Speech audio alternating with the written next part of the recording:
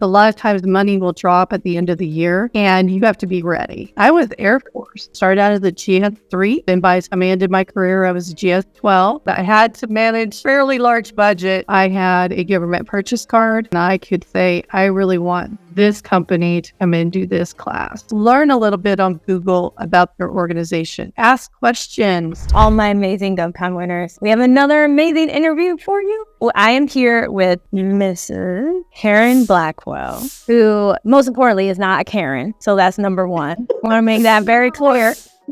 She is not a Karen. She was our contracting officer representative eons ago. Seems like eons, but it really wasn't. More importantly, her last government job, she was a community support coordinator. You're going to love what she has to share because she's been there, done that, the government side. So welcome, Karen. Welcome to the channel. Thank you. Excited to be here. I'm excited too. So talk to us as far as like, where are you located? How did you get into like the government? How did you start working for the government? That's kind of the funny part because I tell people all the time, I never even knew anybody in the military. It was kind of an unusual story. I mean, I had family members that served, but it was long before I was born. And so my ex-husband actually said he wanted to fly. He wanted to be in the Air Force. So he decided to join the Air Force and he said, we're getting stationed in Oklahoma. And I cried because I didn't even know where Oklahoma was.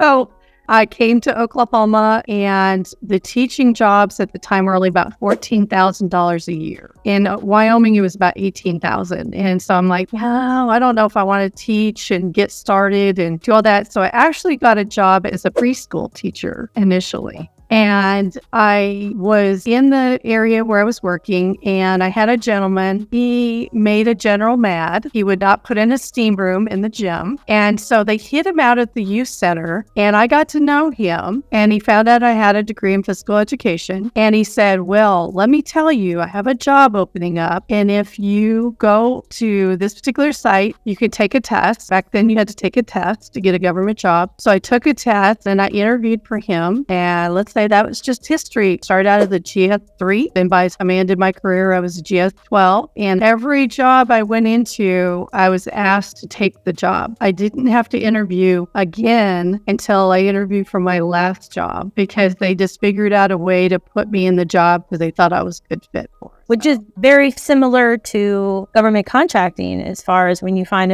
I would imagine when you find a company you enjoy working with, you figure out a way to make it work. Absolutely. And I like rules. I like regulations, but I also know that sometimes you have to kind of look around different situations to be able to make it fit. And so that's why I was excited that I did that course for you all because, to do critical thinking, that's just my thing. That is absolutely my thing. And so I always was able to talk to people and figure out a way to do it a little bit different within the rules and just be able to get the job done. And I think they recognize that in me. And so leading up to my last job where I worked for the installation commander, resolving installation issues, dealing with people just in that area. But I think that was one of the things that I knew that I was using every strength I had. So I love Gallup strength. It just used all my top 5 strengths. If you're not familiar with it, please go take it because it's absolutely amazing to learn what you were about and just enhance those strengths. It definitely is. And given what I know about your last role, it's a very important role. So talk to us about how that role involved working with government contractors.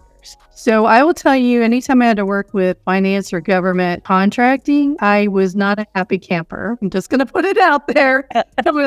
I am number dyslexic. I don't like numbers. I had to do a budget. I had to manage fairly large budget. I really relied on my acquisition people and my finance people to get me through, but I understood what I needed. And I think that's the biggest thing I had to really communicate is I had to figure out, okay, this is what I need need. This is what's going to work, and really put that detail in. And it takes a lot of conversation with the contracting officer as well as your finance people. It takes a lot of conversation with them because they have a different mindset. And so you as a customer, you have to come in really trying to understand their world and be able to communicate exactly what you need in order to get that contract rolling. Because if you get into a contract and it's not meeting your needs, it's going to be a year before you can do anything about it, unless it's one of those short-term contracts. And so for me, I really put a lot of effort, a lot of work. So sometimes I think it can be frustrating for someone on the other end, like in your audience, to say, oh my gosh, why is it taking so long? Why is it taking so long?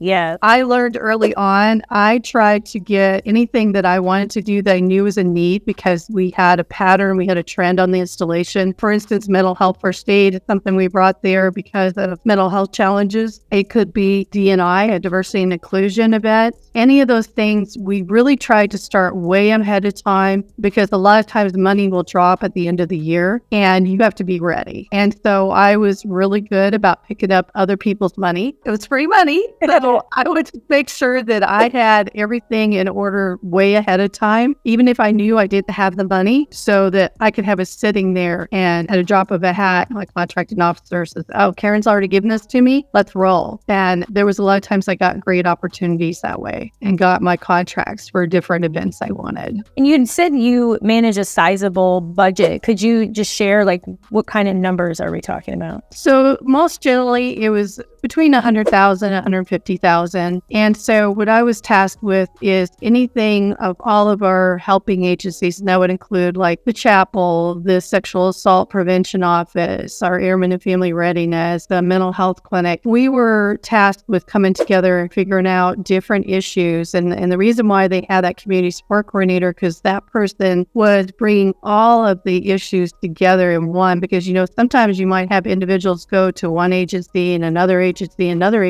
and you never know how big the problem is until you come together as a group. And so that position was created. I was the very first one at Tinker. It was challenging. It was exciting, but we didn't know really what we were supposed to be doing. You know, so it was like we kind of invented ourselves as we went along. And then, you know, eventually the money came and it was like, okay, so what are we going to do with this money? You know, so you really had to have everything in order, tell people, yes, this is an issue. This is something we need. So you had to have a lot of justification, and that takes a while too. That definitely takes a while. So if somebody ever talks to somebody, says, hey, yeah, I'm trying to get a contract for this, you know, it could be 6 months down the road before that person could get everything together that they needed. Wow, 6 months.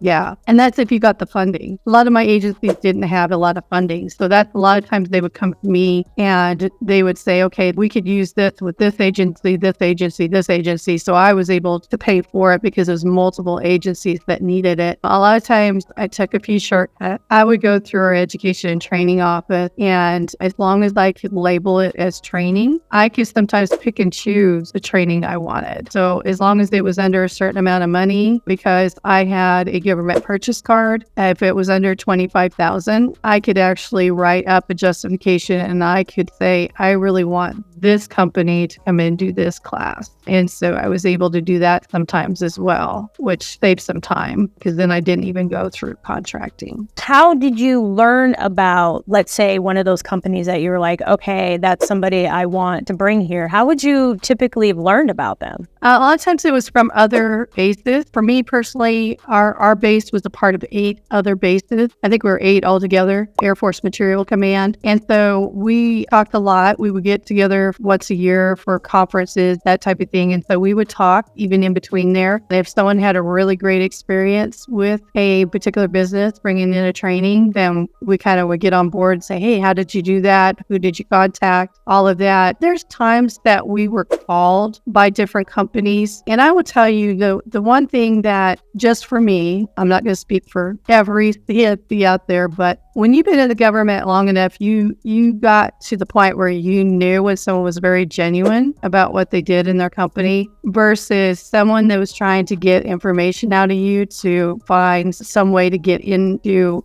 getting another contract at a different base. They would find out what the latest trends were. You know, they'd say, oh, I heard about this community support coordinator or this community, you know, they would throw the language out there of what they've heard. And I will tell you, I was one of those type of people that I want someone someone that's going to come in and they were going to really find value in helping our 1% that serve in the military and help those DoD employees that help that 1%. And I think that's the people that are going to get repeat customers. Those are the individuals that are going to really see some growth, because people know the difference. They know the difference between someone being genuine and someone that's just out to get a government contract for money. Yeah, they definitely do, which speaks volumes to the power of reputation. Absolutely. I will tell you, when I went to Alabama, I'm like, I'm representing KPC. I need to... And Karen is speaking to, she recently did subcontracting. She did perform some training for my flagship company. So that's the other side of all of this. Just for everyone's background, like, this was never intended, right? It's just we won some work, went about our business, and then I'd heard Karen retired and she's been living life, spending time with her grandson and everything and all of that. And so an opportunity came up. And so Lori Davis, who runs everything with my businesses, she immediately thought of Karen. She thought of you. And so the flip side is you can also potentially partner, subcontract with those who have retired from the federal government. And so it was amazing because she hit a home run. Now they want a bunch of additional training because of that. She was also just speaking to representing us, because that's the other thing is, regardless of what type of services or products you provide or whoever's doing it for you, they represent your business. If we had somebody at the Air Force Base bothering Karen, it would have been like, oh my gosh, why are we working with them? She would have been thinking about, how do I get rid of them? She would have been like, when is this year up? Absolutely. Right. So it's just something to put out there, but it's such a blessing because you just did such a great job. And I'm looking forward to doing more and more with you. And also tell us, what are some things that you would also look for in a small business? Well, I think that was one of the biggest things that, I really clicked with Lori, because I was used to having an exercise physiologist in my work area that was my government employee. So early on, when I was under the medical community, I was running a health and wellness center. They kept bouncing back and forth a lot in the medical community between a contractor versus a GS employee. And even within our center, they jumped all the time. So I was actually a GS exercise physiologist, and they decided to do away with it, and they decided to make it a contractor. And so one of the things that's a little bit different with personal service contract, and we did this with a dietitian as well, we basically are the day-to-day operators. I mean, they run leave through us. You make sure that they're doing what they're supposed to be doing. I mean, they are working for you daily. And one of the things I tried to always emphasize, and I saw this in good organizations on the installation, is that a contractor is treated just like everybody else. And not everybody does that. And it's changed. It depends on the atmosphere. It depends on the culture. And it varies from base to base. It's not going to be the same everywhere. But for the medical community, it was more about, we're all here to do one job. Because as service contracts, we can say, hey, you need to be doing this, you need to do that within those parameters, which is different than if I was on a shop floor for a contractor that was working, turning a wrench, because it's going to be all about production with them. Right? So service contracts are a little bit easier because we really have a window into who is this employee that's going to sit with me. And so we work with that company to hire somebody and hire that person that we know is going to be good for us and work well with us. And sometimes it's good to have someone that has been part of the government, and sometimes it's not. Sometimes it's good to see that fresh eyes on what they see that's different, the groupthink that goes on when you have veterans and you have active duty and you have DoD civilians that have been around for 30 years. And so I didn't necessarily always, go straight to someone that has government experience, but they have to be willing to learn and understand that culture because it's very different. And so that's what I really appreciated when Lori and I worked together to do a couple exercise physiologists. That's what we did. I mean, we looked at what was the best fit, and we actually got three great people, actually. One of them ended up getting a GS job, so we had to start all over. And that process is not easy. So I appreciate Lori's patience with me with that because I don't make that decision. And so I really wanted to get the best candidate. And so her and I really worked a lot on communicating the interviews and what my reservations were, what her reservations were. So it worked very, very well. Happy to say that we still got one that I did hire. So she's been around a while. Yeah. And then the other part of it is, does that contract give enough incentives within that company to make me feel like that my employee I'm getting to know is actually being treated well? Because if they're not getting treated well and there's a contractor that's taking a third of the money away from that individual that's doing the work, and I'm the one as a government employee that I'm the one managing their leave, I'm the one that's making sure they're there at work, that can be a lot of heartburn if they are not taking care of that employee and making that person happy to want to stay. Because like I said, the interview process to rehire someone is not easy. It takes a while. And in the meantime, somebody else has got to pick up the slack. So the happier that person is, the happier that company can make that contractor, the longer they're going to stay and the easier it is on that government agency. Definitely. It's kind of a long-winded answer to the question.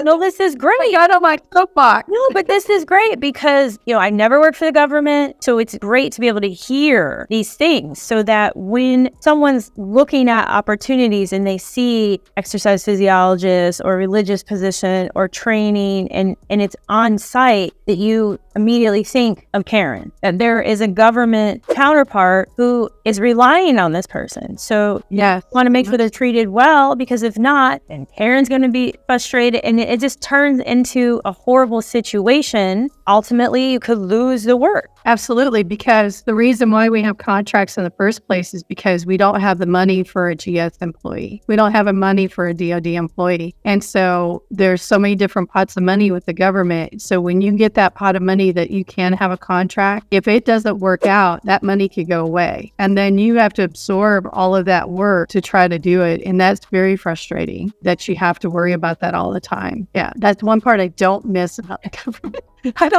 I'm glad I'm retired from that. I don't have to worry about that anymore. What kind of, because you talked about a little bit with training, what other type of personnel contracts were you involved in throughout your career? Like I said, we had that dietitian and we also had an exercise physiologist. The other times they work with contractors is to bring in training.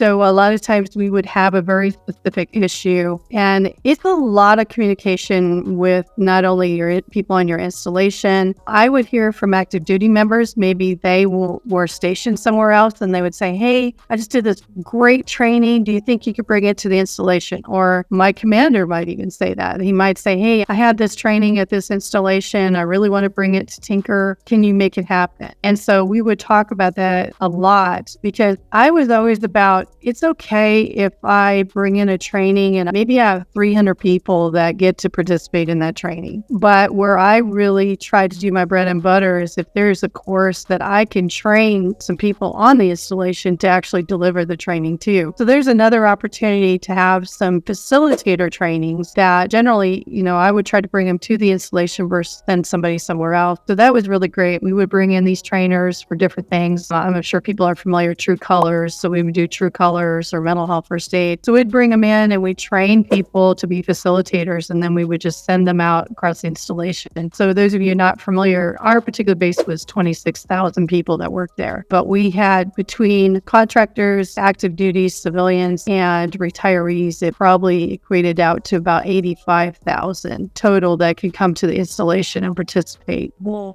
different events. Yeah, just a small base.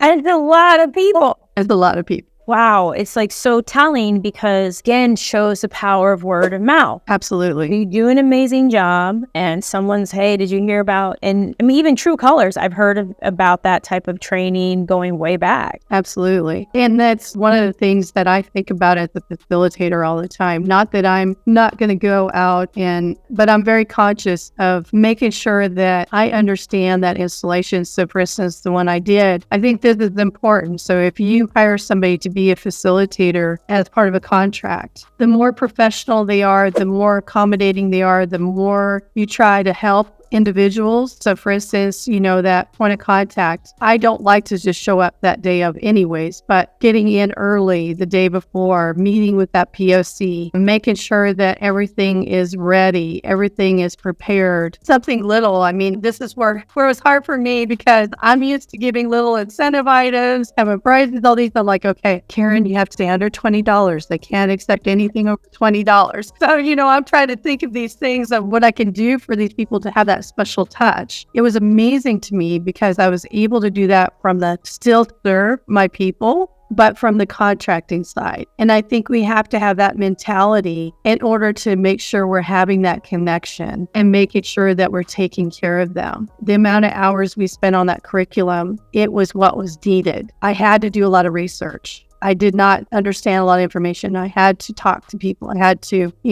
I was very upfront. I'm a very honest person too. As a contractor, I can't go into the same systems they can go into and find the information. So I have to use my critical thinking skills to Google and say, okay, does this sound right? But even in the class, I could use it as a teaching moment. Okay, let's use our critical thinking skills. Karen does have a CAC card. She can't get in your systems. So what are you going to do to make sure this link is an appropriate link for you? Right. Well, I'm going to go with my systems and I'm going to make sure that this is the latest copy of this regulation. So we talked about that. And so there's ways to make it teaching moments, even if you have limitations yourself, but it's being willing to go that extra mile with them. And it paid off in dividends. The looks on their faces to reduce their anxiety because they have a huge test they have to take in order to be acquisition specialists. And if they fail that test, they lose their job. And they didn't even want to take the test. They were procrastinating. So I don't know, Kinsey, if you've heard of Eat the Frog, but that was the whole thing through the whole course is eat the frog. I'm going to do this. I'm going to get it done. I'm starting with this first. And so it really resonated with them, but it reduced that anxiety and it really helped them meet them where they were at and get them to the next level. And you being able to come from the perspective of being in the government space, being retired, and then quickly transitioning to, okay, I'm also now a contractor. Okay, I'm aware. Can't do anything over $20. And to all of the things that you like that contractors did with you, having the meetings, meeting ahead of time, doing your due diligence, knowing the information, and it all pays off because then they take notice. No different than the companies that are out there. We all pretty much use toothpaste, I hope, but some toothpaste brands are better than the others. And the same thing for government contracting. And so you beyond best represented KPC, and you're just an amazing person, it shined through. And then you add on top of it that stress of it's a job contingent test and they're freaking out because they know they don't pass it. Then what? That they're already going through the things like, I've explained it to my spouse and what am I going to tell my family and what other job am I going to use? Like they're totally freaking out. And the fact that you could just recognize you resonated, those are the things that government agencies love because it wasn't, I'm just coming in here to do a training. It's been great. Can't wait to get paid and do another one. Nobody wants it. Well, even if you don't have my type of experience, like you said, you could hire someone subcontract. Know that that's not your strength. Hire someone else that is doing the same kind of work. And believe me, from generals down to airmen, there's those people out there that did that work in the government and now they're not in the government. So they're available. They're out there with their own companies or, they're looking for work. But the other part of it is even if you don't have that experience, listening to the people in the audience, learn a little bit on Google about their organization. I was Air Force. I didn't know anything about Army. So I went online. What does Army Arsenal do? What do they do? How are they structured? Ask questions because you just taking an interest in them is showing that you care about doing a good job. And I think that resonates very much so. I found out that the gentleman that was in charge of the building, he was an old tank commander. I'm saying that because that's what he called himself. Our point of contact introduced me to him because, it's his building. So she introduced me and said, the course that I was teaching. And he looked at me and he said, "Oh, the ones that want round tables and tablecloths with ice water." I did not know that was the request, but I looked at him and I said, well, this girl doesn't need round tables, tablecloths, and ice water, so we'll be okay. And I just told him, I said, well, a lot of people don't know the different ways that education and training operates and what the situation is. It's not in, a lot of the event centers, clubs that we would have round tables, tablecloth, ice, water, they basically got out of business. So these event centers, when we set them up, we have to bring our own tablecloths. We have to do our own thing.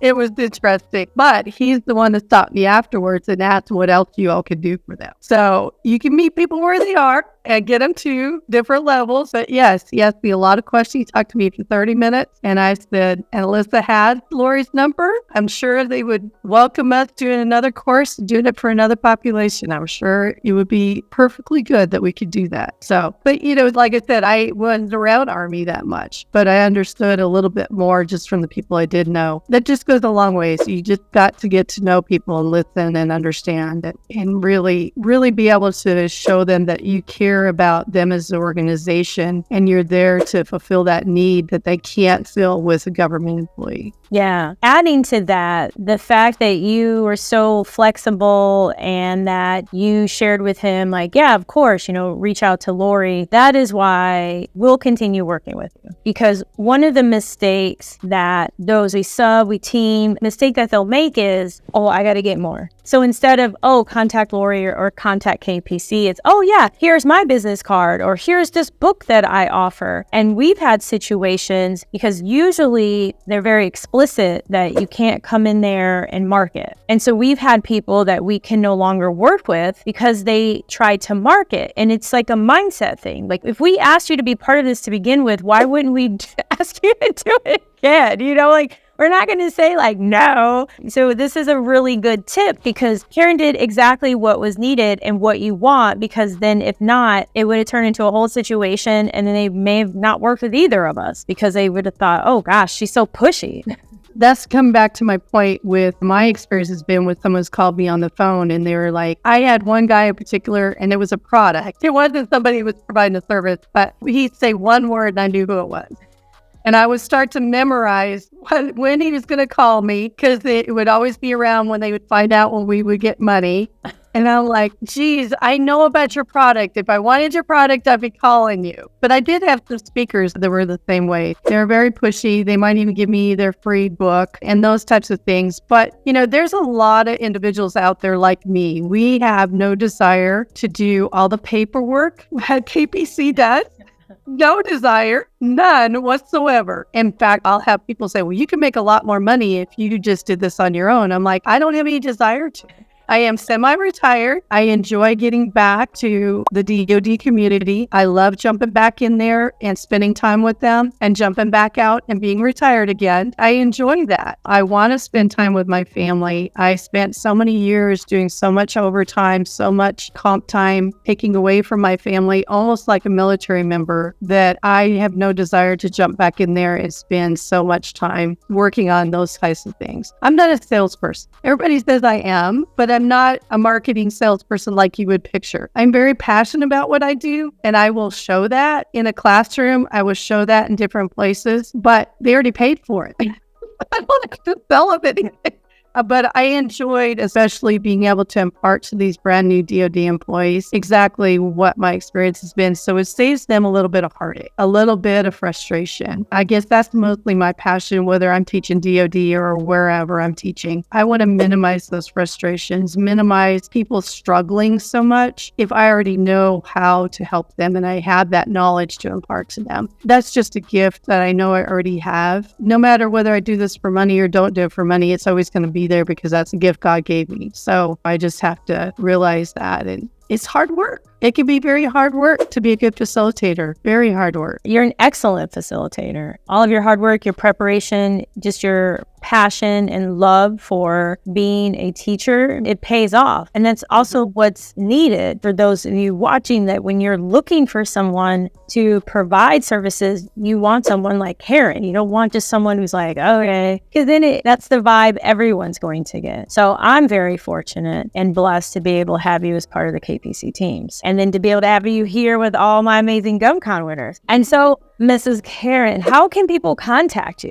So they can contact me. It's KarenBlackwell22@gmail.com. They can email me if they have any questions, concerns. I don't have any problem. They want to reach out and just ask me questions. And within the scope that I know, more than willing to help people with whatever they have questions about. I am just so honored and so grateful to you for being here today. And for all of you who are watching and stayed until the end, make sure you hit the notification button, hit the like button, share, and go to profitablecontracts.co if you haven't already. And until next time, everything is possible.